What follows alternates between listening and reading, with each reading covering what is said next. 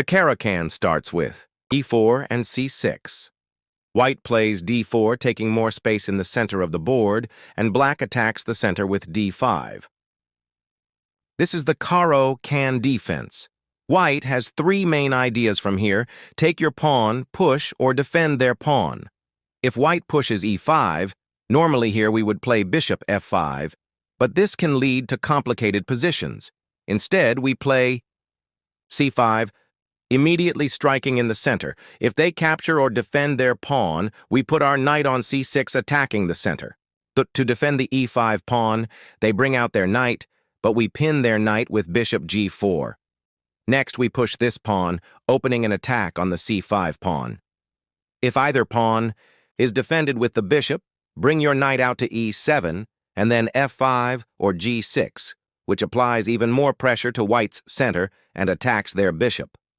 Our game plan from here is simple: develop our dark squared bishop, castle, and pressure the center.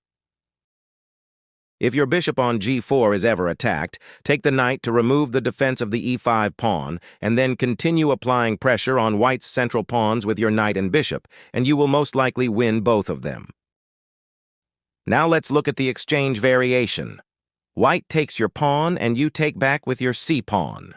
Our plan here is simple: develop your knights, then develop your bishop to either f5 or g4, and play e6 to open your other bishop. Next, develop your bishop to a square like e7 or d6 and castle. You can almost always continue the opening like this, unless white plays c4, the Panov attack. Don't take this pawn, you will just end up giving white free development. Instead, we develop our knight to f6 first, to defend our pawn and develop at the same time. Just develop your pieces normally from here, castle, and play normal chess. The last variation to cover is the classical variation, where they defend their pawn with knight c3 or d2. Here we trade pawns and play knight f6 to offer an exchange. If they don't take, develop your pieces normally in castle. If instead they take our knight, take back with the e-pawn and play bishop d6, then castle. Develop your bishop somewhere like e6, move your rook to e8 and move your knight to d7 and then to f8. There are also a few more lines you should know. First, if white doesn't play d4 and instead develops both knights, optimizing for the two knights variation, we take and play knight f6, offering an exchange. Our game plan now is simple: just play the same as the classical variation.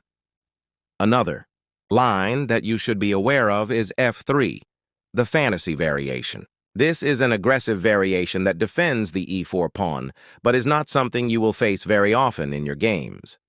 We have two main options from here.